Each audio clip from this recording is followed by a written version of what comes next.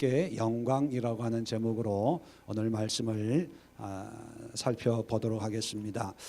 지난 시간에 오늘 본문의 어떤 서론적인 내용을 설명을 드렸죠. 6월절 명절을 맞이해서 흩어졌던 디아스포라들이 이제 각국에서 예루살렘으로 하나님을 예배하러 6월절을 섬기기 위해서 모여듭니다. 자, 그 가운데 개종한 아마 헬라인이 예수님의 이야기를 아마 소문을 통해서 들었겠죠. 예수님을 만나려고 합니다. 자, 그럴 때 일반적으로 보면 전도의 절호의 기회 아니겠습니까? 야, 때가 왔다. 내가 죽기 전에 이방인들을 전도하고 또 복음을 전해야 되겠다라고 하는 것이 일반적인 그런 생각하는 모습이죠. 그런데 예수님은 좋다마다 얘기를 하지 않고 오늘 본문 말씀을 하십니다. 자, 그리고 36절에 보면 이 말씀을 하시고 그들을 떠나서 숨으셨다고 얘기합니다. 숨었어요. 안 만나는 거예요. 자, 왜 안 만날까요? 오늘 오전 설교를 기억을 하시면서 이 말씀을 같이 연결을 이 본문만이 아니라 하나님이 원하시는 바가 한결같죠. 창세기부터 요한계시록까지. 여러분, 우리가 성경을 많이 읽고 안다고 하지만 정말 성경을 몰라요.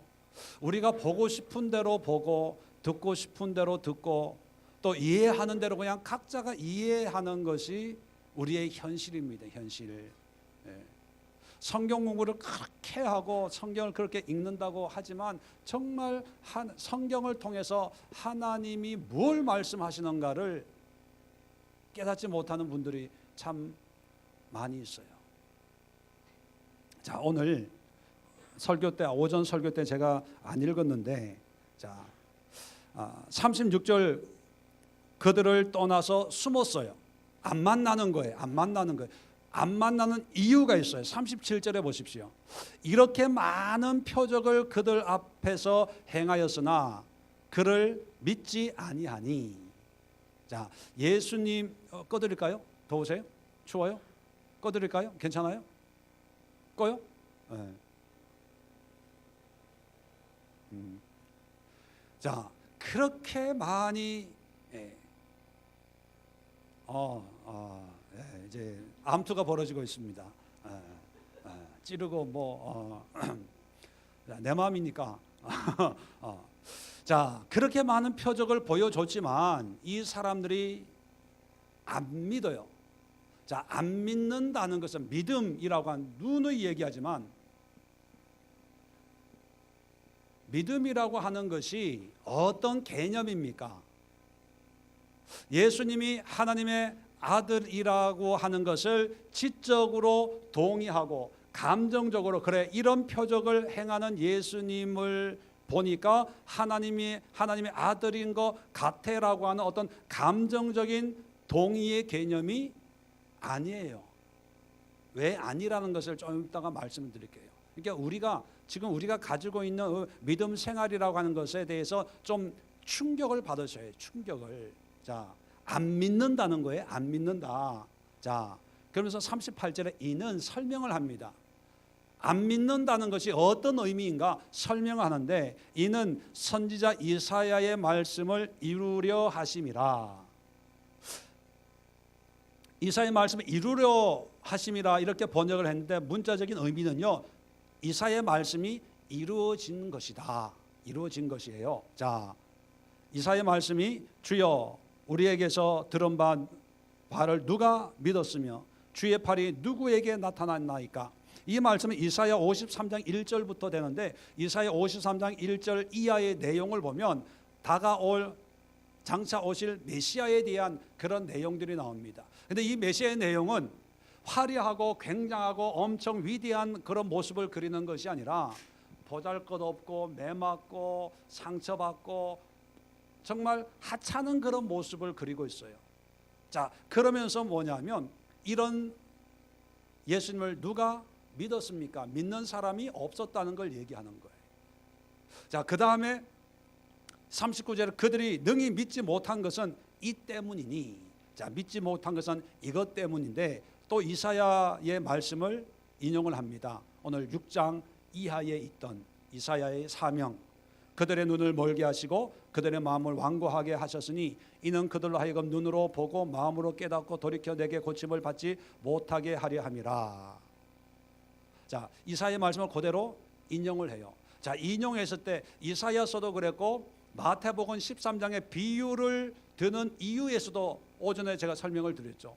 오늘 헬라인들이 만나자고 하는데도 안 만난 이유가 또 이사야 6장에 있는 이 말씀을 인용을 하면서 이 말씀 때문에 이 말씀이 이루어진 것이다 이렇게 얘기합니다. 자, 그렇다면 예수님을 만나러 왔어요. 저런 표적과 이적을 보니까 메시아가 아닐까라는 생각을 가진 사람도 아마 있었을 거예요. 자, 그런데 예수님은 이 사람들의 믿음을 믿지 않는다라고 확증을 합니다. 확증을. 우리에게는 믿음이 있다고 생각하는 사람도 있었을 거예요. 수많은 무리들 가운데 나는 믿어. 예수님이 하나님의 아들인 걸 믿어. 이런 사람이 있었을 거예요. 수많은 무리들 가운데. 아마 헬라인도 예수님이 메시아가 아닐까라는 생각으로 예수님을 만나려고 온지도 모르겠어요. 자기네끼리는 구원받아야 되지 않겠냐라고 했는지도 모르겠어요. 그러나 중요한 것은 뭐냐면 예수님이 믿지 않는다.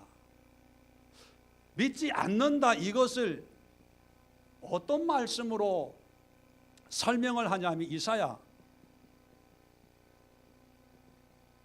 14절이죠. 몇 절 말씀입니까? 10절 말씀에 10절. 이 말씀은 이사야 원본을 들어가 보면 이 말씀은 누구의 입에서 나온 거예요? 하나님 입에서 나온 거예요. 이렇게 해라. 눈도 맞고 귀도 맞고 구원받아서 고침 받지 못하도록 해라 한 것이 하나님 입에서 나온 거예요. 왜요? 이 사람들은 믿는 자들이 아니니까.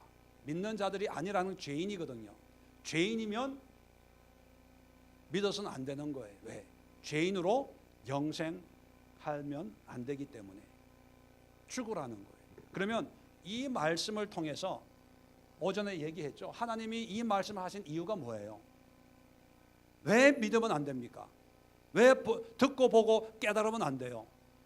뭐가 없기 때문에. 대가가 없기 때문에. 대가. 죄에 대한 대가 지불이 없는 거예요. 대죄가 지불은 뭐예요? 죽음이에요. 죽음. 안 죽었기 때문에. 쉽게 얘기하면. 여러분, 우리가 아무리 믿는다고 하더라도 우리가 죽지 않으면 아무 의미가 없어요. 안 죽었다는 것은 여전히 우리 안에 죄가 있다는 게 죄가. 그런데 우리는 이 믿음 안에서 여기서 뱅글뱅글 돌아. 조금 은혜 받으면 구원 받았고, 조금 착한 일 하면은 죽어도 천당 갈 줄 알고, 또 죄가 들어오면 야, 내가 구원 받았나 안 받았나? 왔다 갔다, 여기서 왔다 갔다 해요. 그래서 부흥회 가면 믿음이 충만하고, 부흥회 갔다가 한 달 지나면 또 믿음이 땅에 떨어지고, 또 부부싸움 한 번 1차, 2차, 3차 대전 한 번 하면 나는 아마 지옥 갈 것 같아. 죄가 이렇게 많아서. 그리고 낙심하고 또 그래 주여 믿습니다 이러면 또 금방 천국이 된 것 같고, 여기서 왔다 갔다 하는 거예요. 그러니까 얼마나 웃기겠어요, 하나님 앞에. 근데 하나님은 이게 어떤 표적과 이적과 여기에 머무는 사람들 간증하러 가면 간증도 엄청난 간증을 해요. 근데 그 모든 표적에도 믿지 않는다. 이는 이 이사야의 말씀이 이루어진 거예요. 왜냐하면 하나님이 생명나무로 가는 길을 막은 거예요. 자, 예수님이 왔는데도 예수님이 행하는 말씀, 표적을 하나님이 우리의 영혼을 살리는 영의 말씀, 영의 음료로 받아들이지를 못하는 거예요. 왜? 하나님이 막으셨기 때문에. 그러면 이 문제를 해결하기 위해서는 어떻게 해야 되는가? 예수님만 줄기차게 쫓아다녀야 되냐? 사도가 돼야 되고 제자가 돼야 되나? 예수님은 40일 금식을 해야 되냐? 예수님처럼 정말 십자가를 지고 우리가 십자가에 달려 못 박혀서 예수님처럼 죽어야 되냐? 아니라는 거예요. 이 예수님을 구주로 영접하기 위해서는 예수님이 우리의 구주인 것을 고백하고 그 다음에 반드시 죄의 대가를 지불해야 되는 거예요. 자, 그것을 오늘 성경에는, 자, 오늘 본문입니다. 23절에 인자가 영광을 얻을 때가 왔다. 영광을 얻을 때가 왔다는 거예요. 자, 그러면서 이제 뭔가 다른 영광스러운 얘기를 할 줄 알고 기대를 하고 있는데 24절 보세요. 내가 진실로 진실로 너희에게 이르노니 한 알의 밀이 땅에 떨어져 죽지 아니하면 한 알 그대로 있고 죽으면 많은 열매를 맺느니라. 뭐 하라는 거예요? 한 알의 밀알처럼 죽으라는 거예요. 그러면 여기 믿는다고 찾아온 사람은 죽은 사람이에요? 안 죽은 사람이에요? 안 죽었어요. 안 죽고 그냥 지적인 동의를 하는 거예요. 감정적인 공감을 하는 거예요. 예수님 말씀 들어보니까 메시아인 것 같아. 또 예수님의 표적과 이적을 보니까 와, 굉장해. 네. 여러분, 그들이 보기에는 믿음이에요. 그들이 생각하기에는. 그런데 예수님은 믿음이 아니에요. 왜요? 여전히 죄가 있기 때문에. 안 죽어서 그런 거예요. 안 죽어서. 그래서 한 알의 밀알처럼 죽어라. 그 얘기를 하는 거예요. 아마 예수님의 마음은 이 사람들이 한 알의 밀알처럼 죽은 사람이라면 내가 만나겠지만 안 죽은 사람이야 만날 필요가 없어. 아마 그런 마음이었을 거예요. 그래서 만나지 않고 오히려 소리 없이 숨어서 피해버려요. 자, 그 다음에 두 번째 말씀하신 게 25절에 자기의 생명을 사랑하는 자는 잃어버릴 것이요 이 세상에서 자기의 생명을 미워하는 자는 영생하도록 보존하리라. 핵심은 뭐예요? 뭐 하라는 거예요? 생명을 사랑하라는 거예요? 자기 생명을 미워하라는 거예요? 미워하라는 거예요. 미워하라는 의미가 뭐예요? 죽으라는 거예요. 오해하지 마세요. 이따가 내가 다시 정리해 드리겠지만 다 그냥 아파트 20층을 올라가는 얘기가 절대로 아닙니다. 자, 죽으라. 한마디로 죽으라는 거예요. 죽으라는 거예요. 죽음은 죄에 대한 대가를 지불하는 거예요. 왜 대가를 지불해야 됩니까? 내가 죄인인 걸 깨달은 거예요. 내가 하나님 앞에서 죄인이구나라는 것을 깨달은 사람이기 때문에 대가를 지불하는 거죠. 그걸 깨닫지도 못하면 뭐 내가 왜 죽어야 돼? 이렇게 반응을 하겠죠. 자, 죽어야 됩니다. 26절에도 보면 사람이 나를 섬기려면 나를 따르라. 나 있는 곳에 나를 섬기는 자도 거기 있으리니 사람이 나를 섬기면 내 아버지께서 그를 귀히 여기시리라. 자, 사람이 나를 섬긴다 라고 한다면 보통 섬긴다고 하면 식사 대접 좀 해라. 이명 집사님 나를 섬기려면은 뭐 맛있는 거 좀 준비해 주세요. 뭐 이렇게 하면 목사님이 뭐 해달라 그랬어 해서 맛있는 음식도 보통 그게 섬기는 거잖아요. 그런데 우리는 너무 이렇게 많이 들어가지고 아주 그냥 자동적으로 이해가 되는데 나를 따르라. 섬기는 게 따르는 거예요. 그러면 따른다는 것은 어떤 의미일까요? 예수님이 지금 이 상황에서 뭐 하라는 거예요? 내가 죽는 것처럼 너희도 죽으라는 거예요. 자, 계속해서 나를 섬기는 자, 나 있는 곳에 나를 섬기는 자도 거기 있으리니. 이건 뭐예요? 예수님을 섬긴다는 것은요, 뭐 맛있는 음식을 해가지고 예수님을 기쁘게 하는 일반적인 그런 섬김의 그림을 그리고 싶은데 예수님 말씀하는 섬김은 뭐예요? 예수님이 계신 곳에 함께 있고 또 예수님이 가는 곳에 함께 따라가는, 그게 섬김이에요. 오늘날 교회 안에서도 하나님을 섬기고 우리는 예수님을 믿으니까 예수님을 섬기고 또 그 예수님의 뭐 나는 인정하지 않지만 종이라고 생각을 하고 담임 목사, 이게 담임 목사를 섬기는 게 곧 누구를 섬기는 거예요? 예수님을 섬기는 거, 하나님을 섬기는 거예요. 자, 그럴 때 담임 목사님을 어떤 방식으로 일반적으로 섬깁니까? 어떻게 섬겨요? 평소에 여러분들이 나를 섬기는 거 한번 얘기해 보세요. 좋은 것으로, 뭐 어떤 건 좋은 것으로, 라면으로, 라면 저게도 넣어주고, 일반적으로는 정말 세상적인 좋은 것으로 섬기는 거예요. 비싼 옷, 비싼 차, 비싼 음식, 비싼 집, 뭐 비싼 시계, 뭐 비싼 거. 여러분, 그건 섬기는 게 아니고 타락시키는 거예요. 타락시키는 거예요.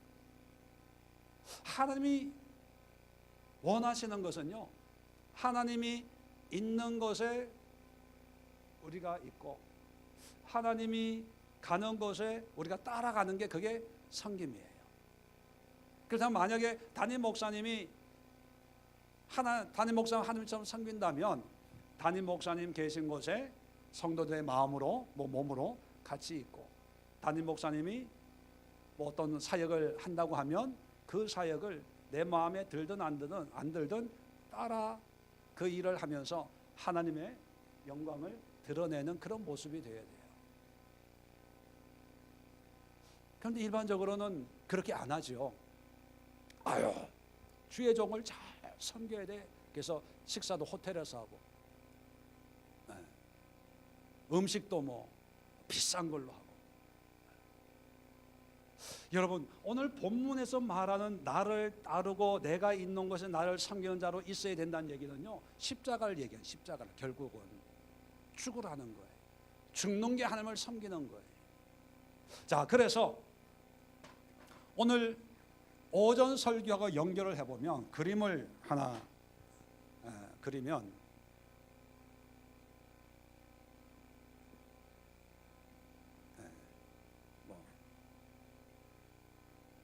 이게 에덴 동산이에요. 에덴 동산에 이제 나무가 두 그루가 있습니다. 나무가 두 그루가 이게 추사 그 세한도 같지 않아요? 자, 에덴 동산에 동쪽에 이제 문이 있어요. 그래서 에덴 동산에도 동편에 그룹이 지키고 있다는 이 말씀처럼 에덴 동산의 문은 동쪽이에요. 그래서 성막을 지을 때도 성막의 출입문은 동쪽이에요. 그리고 성전을 지을 때도 성전의 출입문은 항상 동쪽이에요. 유대인들인. 왜? 에스겔 선지자가 환상을 봤죠. 환상을 볼 때 성전 문지방에서 물이 조금씩 흘러나오는 그런 환상을 봅니다. 그 성전 문이 어느 쪽을 향하고 있어요? 성전 동편. 항상 성경은 이 성막에 이걸 동쪽이라고 여겨가지고 요즘 그 미국에 있는 유대인들이 회당을 지을 때도 문을 동쪽으로 만들어서 건축을 해요. 성경적으로. 하여튼 그런데 자, 타락을 한 다음에 이걸 막아버립니다. 이쪽으로 가는 길을 막아요. 그리고 그룹 천사를 지켜요. 그리고 불칼로 여기를 막아버립니다. 추방을 시켜요. 자, 추방을 시키는데 흙으로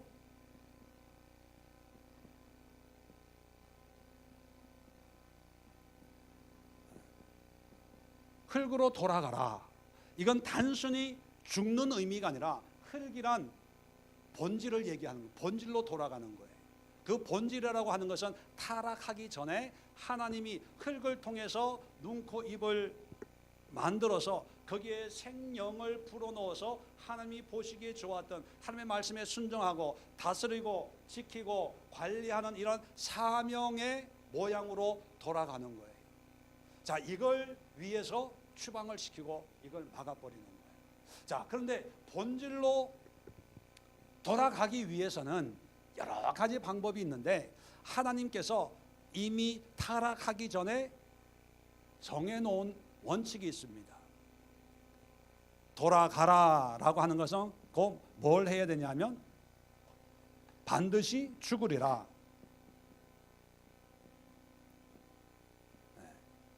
여러분, 신앙생활을 잘 할 수 있는 방법이 뭐냐 하면 죽음의 의미를 깨닫는 거예요.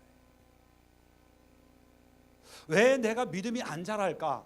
그거는요, 여러 가지 이유가 있을 수 있겠지만 이 의미를 깨닫지 못하는 게 믿음이 안 자라는 거예요. 자, 믿음이 안 자라는 것도 뭐 모든 케이스에 적용할 수 있는 건 아니지만 하나님이 믿음 생활 못하도록 눈과 귀와 마음과 생각을 막으시는 하나님의 그런 역사일 수도 있다는 거예요. 왜요?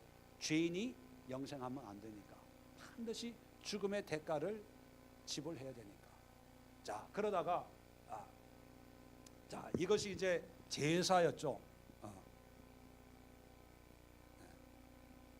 율법을 통해서, 제사를 통해서 이 짐승으로 제사를 드리지만 이 짐승이 바로 나의 죽음이라는 것을 처절하게 깨닫도록 하기 위함이었어요. 왜 짐승들도 하나님이 창조하신 피조물이에요? 왜 그걸 죽일까요? 뭐 시간이 없어서 다 설명을 못하게 가죽옷 만든 것처럼 저는 가죽옷이 뭐 예수 그리스도의 상징이다 그렇게 해석을 안 합니다. 왜냐하면 그렇게 되면 이게 이상하게 돼요. 예수 그리스도 은혜를 입었는데 죽어야 되고 쫓김 받아야 되고 생명의 길로 못 가게 된다면 이게 말이 안 되는 거거든요.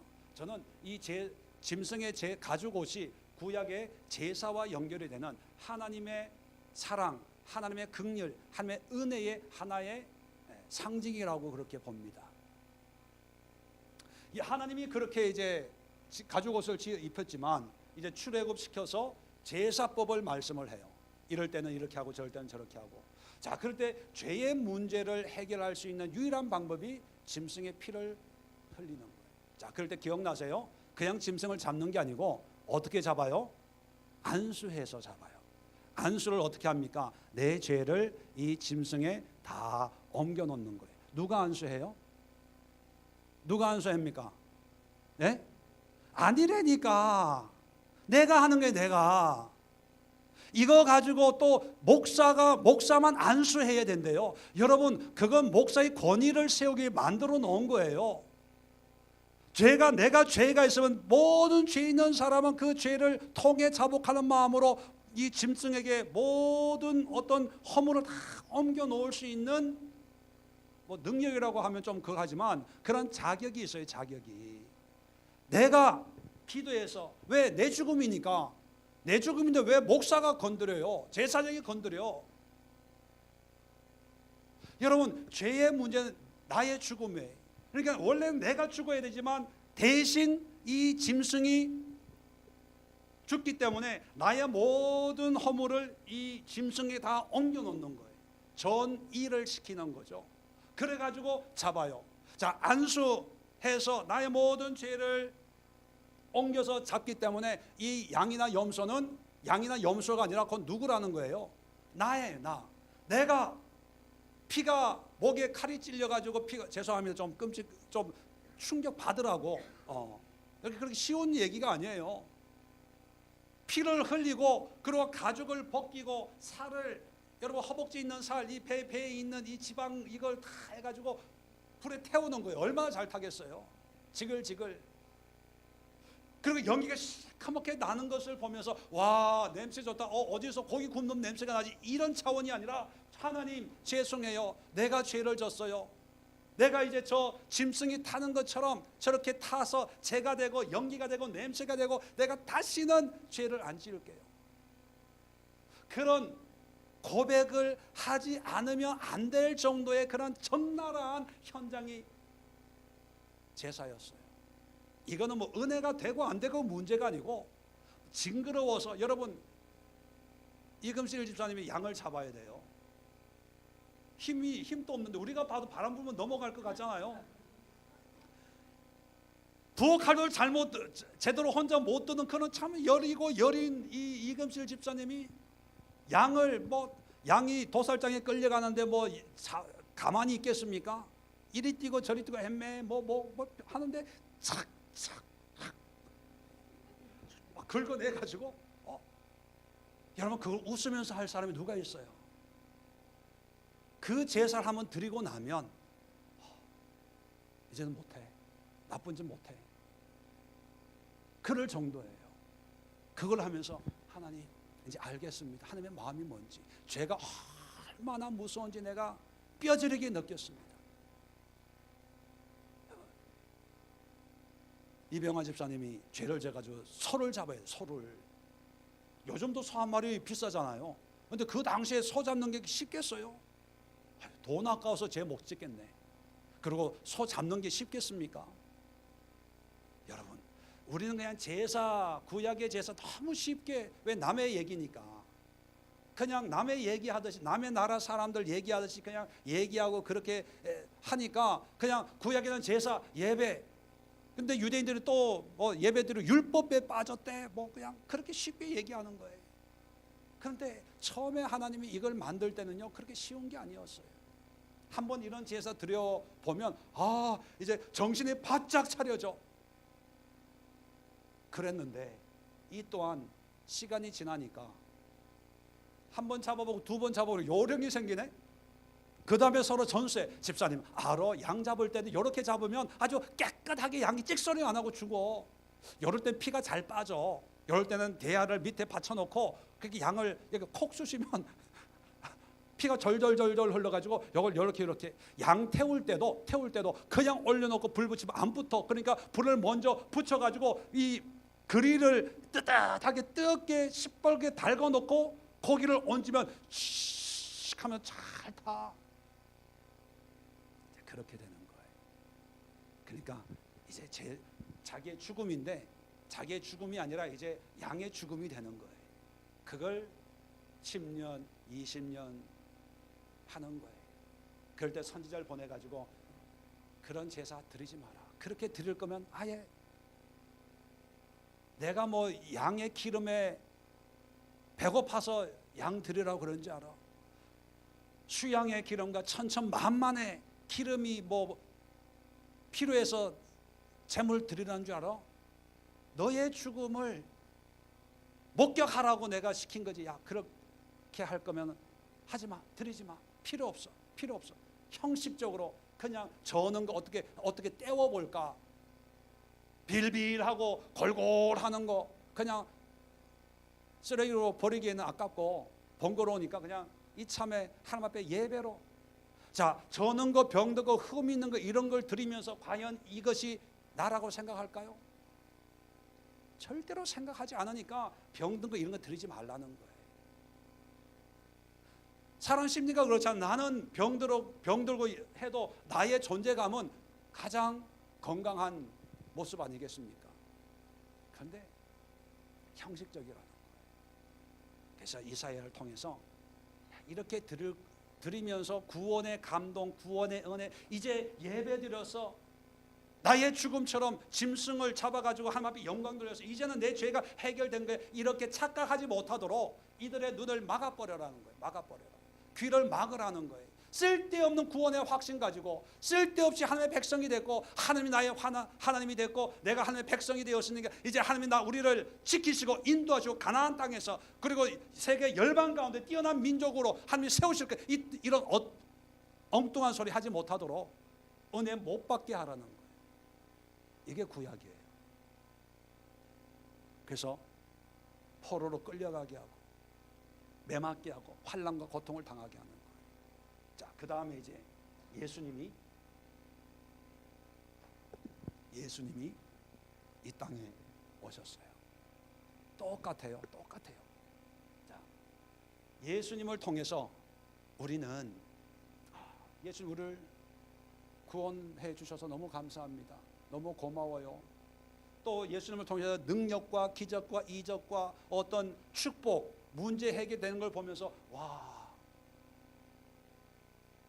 나도 예수 믿어야지. 그래서 따르는 그런 사람들도 있었죠. 그런데 예수님은 그게 믿음이 아니라는 거예요. 우리는 일반적으로 저만 그렇게 생각하는지 모르지만 일반적으로 신앙생활, 교회생활, 믿음생활 다 그런 부류의 신앙이었어요. 근데 그게 믿음이 아니에요. 죄인으로 구원의 확신만을 가지고 있는 거예요. 참 기가 막히는 거예요. 그러면 예수님이 우리에게 말씀하시는 건 뭘까? 아까도 어제도 얘기했지만 죽음은 그 누구도 애누리하거나 뭐 건너뛸 수가 없는 거예요. 왜? 공의의 하나님, 공평하신 하나님, 1.1핵도 땅에 떨어지지 않는 그런 하나님의 말씀이거든요. 이 죽음을 우리가 누려야 돼. 구약에는 제사로 짐승의 죽음으로 대속을 했지만 우리에게는 누구의 죽음이 우리의 대속이 되는 거예요? 예수님이 되는 거예요. 원리는 똑같지만 대상만 다른 거예요. 왜요? 제사를 통해서 하나님을 기쁘시게 하는 그런 삶을 살 수 없다는 것을 하나님이 아시니까 똑같은 원리로 대상을 바꿔서, 그래, 짐승을 또 잡으라고 하니까 이게 또 습관이 되고 율법이 되고 이게 전통이 되고 자기 의가 돼서 내가 직접 가서 내가 너희들을 위해서 대신 죽어줄게. 우리가 이걸 대속이다.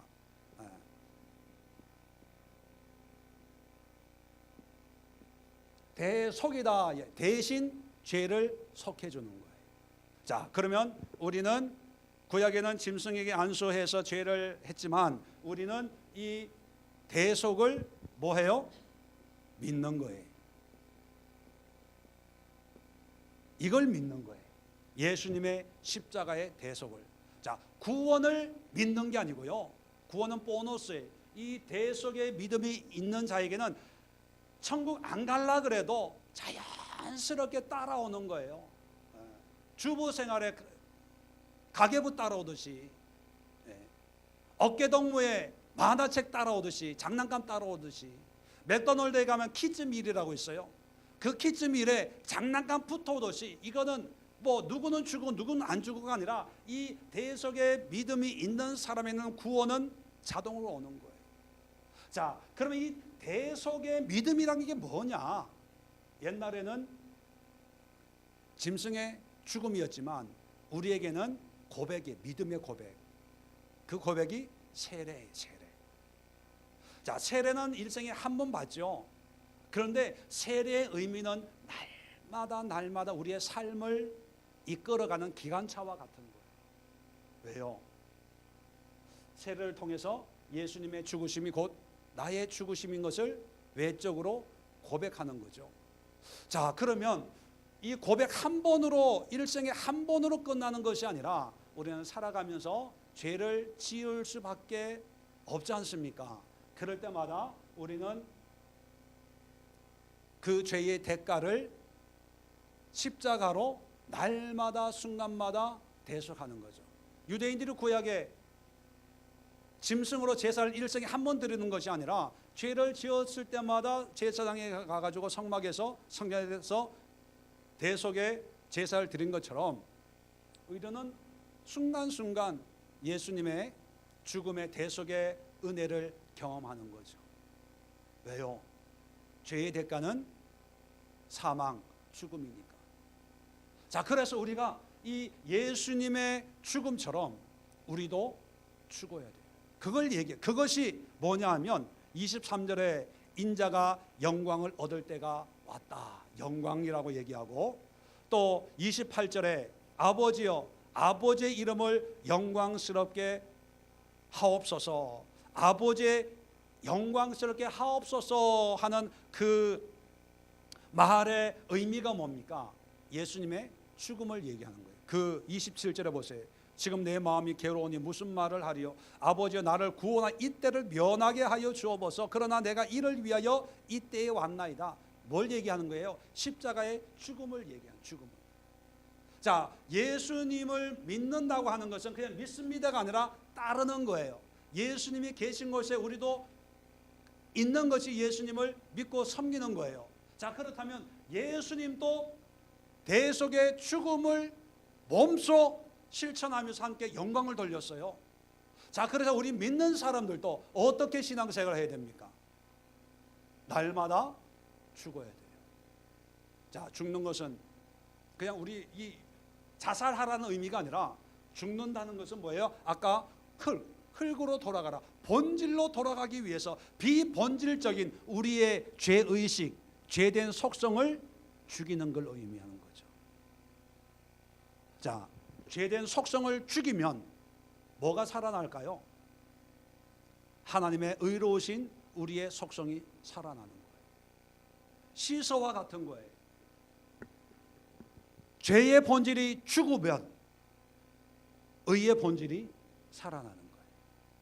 부활의 의미가 먼저 죽어야 부활하는 것처럼 우리가 먼저 죽어야 부활을 해요. 새로운 생명으로. 자, 이 새로운 생명으로 거듭났을 때 이제 이 예수님이 이제 예수님이 아니라 정말 나의 주요, 나의 하나님이요, 나의 구원자요. 예수님의 말씀이 말씀으로 들려지는 거예요. 그래서 목사님 믿음이 안 자라요. 어떻게 하면 믿음을 잘 성장시킬 수가 있을까요? 예. 아마 그런 분들은 설교를 들어도 이해가 안 되는 경우도 있을 거고 성경을 읽어도 이해가 안 되는 경우도 있을 수 있어요. 자, 그럴 땐 어떻게 하냐면 뭐 장황한 것을 이해를 못 하더라도요, 내 안에 죄된 하나님이 기뻐하지 않는 그런 성향을 죽이는 거예요. 이렇게 얘기하고 싶을 때 그 얘기하는 것을 참고, 이렇게 반응하고 싶을 때 그 반응하는 것을 절제하고, 끊임없이 나를 죽이다 보면 자연히 영적인 원리에서 이게 살아나는 거예요. 그래서 이 영적인 원리를 깨달은 바울은요, 우리에게 어떤 고백을 하냐 하면, 자, 빌립보서 1장 21절 한번 찾아보고 마치도록 하겠습니다.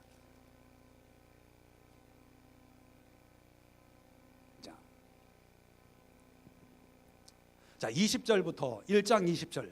자, 이 죽음의 의미와 죽음의 비밀을 깨달은 이 바울은 우리에게 이렇게 얘기합니다. 20절, 1장 20절. 나의 간절한 기대와 소망을 따라 아무 일에든지 부끄러워하지 아니하고 지금도 정과같이 온전히 담대하여, 자, 살든지 죽든지 내 몸에서 그리스도가 존귀하게 되게 하려 하나니, 이는, 자, 내게 사는 것이 그리스도니 죽는 것도 유익함이라. 자, 번역이 조금 살짝 한 5%가 좀 부족해. 뭐냐 하면, 내게 사는 것이 그리스도니 죽는 것도 유익함이라. 죽는 것도라는 이 조사가 붙어 있는 순간 어떤 의미냐면, 다른 것도 유익한데 죽는 것도 유익하다, 이런 여러 가지 옵션 중에 한 옵션으로 내가 죽어도 그냥 감사하다, 이런 의미로 받아들여요. 근데 원어를 그대로 영어로 영작한 킹 제임스 버전의 NIV를 보면, 영어를 보면 for to me, 나에게는 to live Christ, 그리스도 안에서 사는 것은 to die to gain, to die is gain, 이렇게 돼 있을 거예요. 죽는 것이 gain, 얻는 거다. 죽는 것도가 아니라 죽음이 나에게 유익이다, 이익이다, 남는 장사다, 이렇게 번역을 하고 있어요.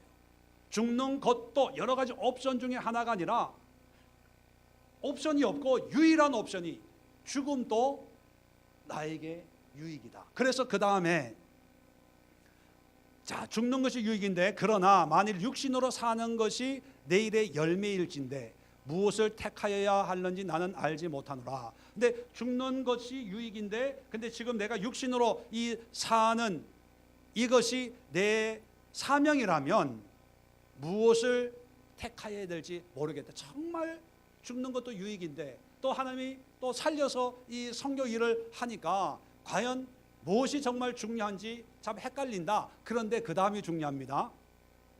23절에 내가 그 둘 사이에 끼어 있으니, 죽는 것과 사는 것 사이에 끼어 있으니, 보세요, 바울이 진짜 좋아하는 게 뭔지. 차라리 세상을 떠나서 그리스도와 함께 있는 것이 훨씬 더 좋은 일이라. 뭐가 좋다고요? 결론은 죽는 게. 죽는 게 훨씬 좋다는 거예요. 그러나 그렇게 하고 싶으나 내가 육신으로 있는 것이 너희를 위한 더 유익하리라. 그런데 너희를 위해서 내가 육신으로 이렇게 사역을 하는 것이 더 유익된다. 여러분, 죽음의 영적인 원리를 깨닫는 사람은 이제 이 육신 두려움 때문에, 빌립보서는 빌립보 감옥에서 쓴 옥중서신이거든요. 지금 죽을 똥 살 똥 하는 그런 상황에서도 죽음이 두렵지가 않아요. 왜요? 죽음은, 육신의 죽음까지도 하나님의 죄된 우리의 죄를 대속하고 예수님이 세례 받을 때 모든 의를 이루기에 합당한 것이니라 하나님의 의를 이루는 것이기 때문에 육신적인 죽음도 두려워하지 않는다는 거예요. 그 얘기는 뭐냐면 날마다 영적으로 말씀 앞에서 자기의 이 죄된 속성을 바울은 어떻게 한다고요? 나는 날마다 죽노라.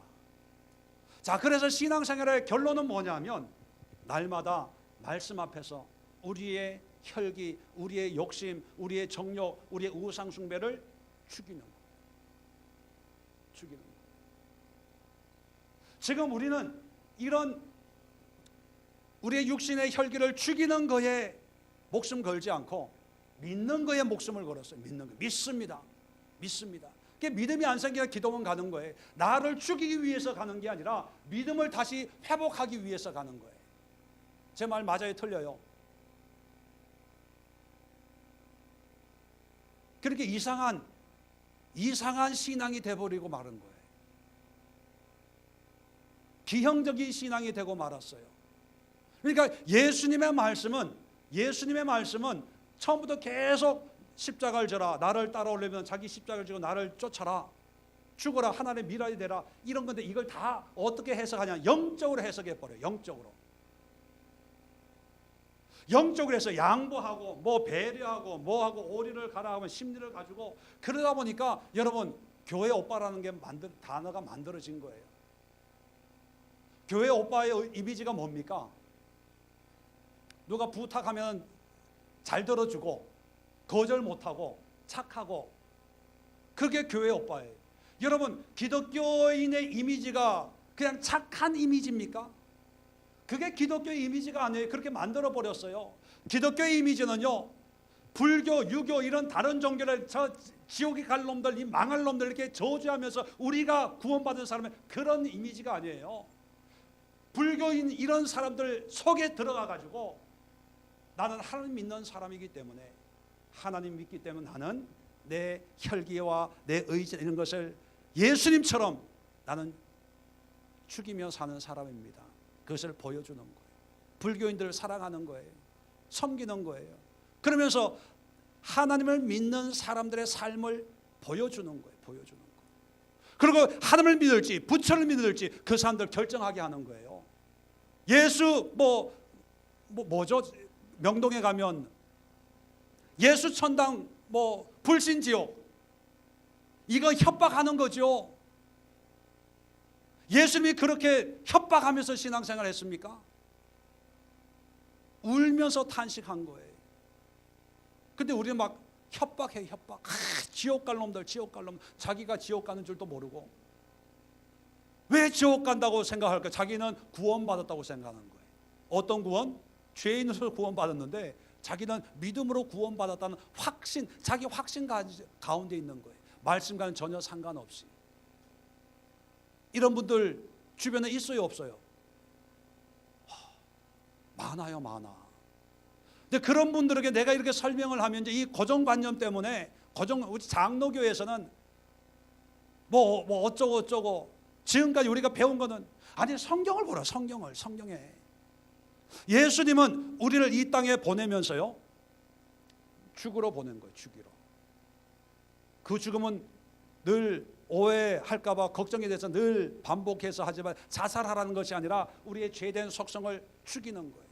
그래서 죽여서 우리의 근본인 땅을 갈게 하신 이유가 뭐냐면 우리의 근본을 회복하는 거예요. 비록 내가 세상에서 아무것도 아닌 이 티끌 같은 존재지만 하나님이 나를 하나님의 형상으로 만들어서 하나님의 생기가 들어가서 만들어진 게 나구나. 돈으로, 명예로, 권세로 나의 존재가 만들어지는 것이 아니라 오직 하나님의 사랑과 하나님의 성길과 하나님의 호흡, 그게 뭡니까? 성령으로 만들어진 존재가 나구나.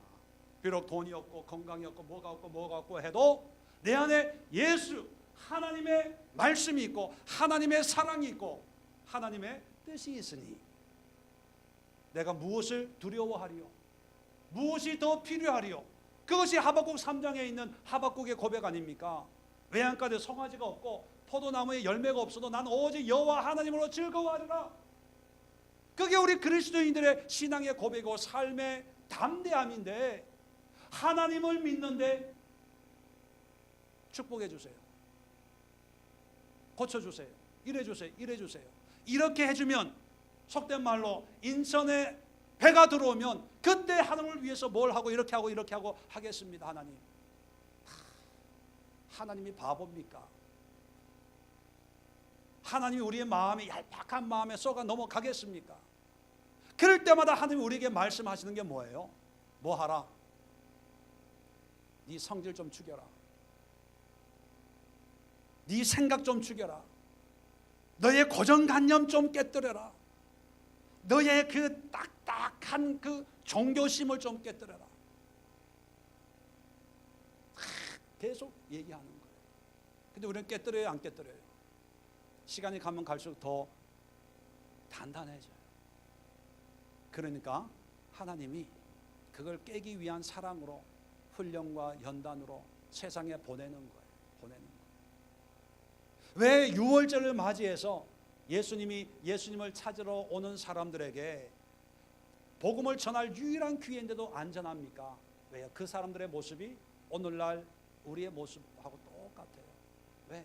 전에 봐도 또 자기 방식으로 자기가 보고 싶은 거 보고 듣고 싶은 거 듣고 또 경험하고 싶은 거 표적이나 보여달라고 찾아온 거 뻔히 아니까. 그런 사람들에게 괜히 한마디 했다가 예수님 믿습니다 이러면서 구원받아도 큰 소리 치면 죄인으로 구원받았다고 하는 그런 확신만 주니까 아예 안 만나는 거예요. 안 만나는 거예요. 피하고 숨는 거예요. 결론적으로 말씀을 마칩니다. 여러분, 이제 신앙생활은 어떤 신앙생활이냐면 우리의 비전, 야망 이런 게 필요해요. 근데 그런 거를 꿈꾸고 기도하기 전에 우리 안에 있는 죄의 속성을 끊임없이 죽여야 돼요. 그것이 예수님을 따르는 삶이에요. 나의 자아가 죽은 현장이 그게 골고다 언덕이고 그게 십자가예요. 거기에 그런 삶을 사는 자만이 하나님을 섬기는 자예요. 하나님을 믿는 자고요. 그런 사람이 그리스도인들이에요. 한 주간 살면서 여러분 속에 죽지 않는 그런 죄의 속성으로 똘똘똘똘 뭉쳐져 있는 그런 모습들이 어떤 것인가 여러분 한번 발견해 보세요. 그리고 그것을 십자가의 죽으심을 믿는 믿음으로 하나님 이런 나를 2000년 전에 예수님이 이미 나를 대속해 준 줄로 믿습니다. 이제 나는 이런 종류의 사람이 아니라 이 모습이 죽고 나의 본질인 흙의 본질이 회복이 되어서 하나님이 보시기에 좋은 그런 사람으로, 그런 말을 하고 그런 행동을 하고 그런 생각을 하고 그런 모습으로 살아가겠습니다. 하루, 이틀, 3일 살아보세요. 삶이 달라져요. 말씀이 달라져요. 예배가 달라진다니까요. 그렇게 안 사니까 이게 지겨운 거예요. 더운데 뭐 또 이렇게 또 끝날 때쯤 되면 또 한마디 하고 끝날 때쯤 되면 한마디 하고 이게 왜 이래? 자꾸 뭐 이제 가장 은혜로운 게 축도예요. 축도. 그런 삶에서 벗어날 수 있는 길이에요. 할렐루야. 옆에 있는 분들 한번 인사합시다. 죽을 때 잘 죽읍시다. 그리고 이렇게 얘기해 주세요. 죽을 때 확실히 죽으세요. 기도합니다. 좋으신 하나님,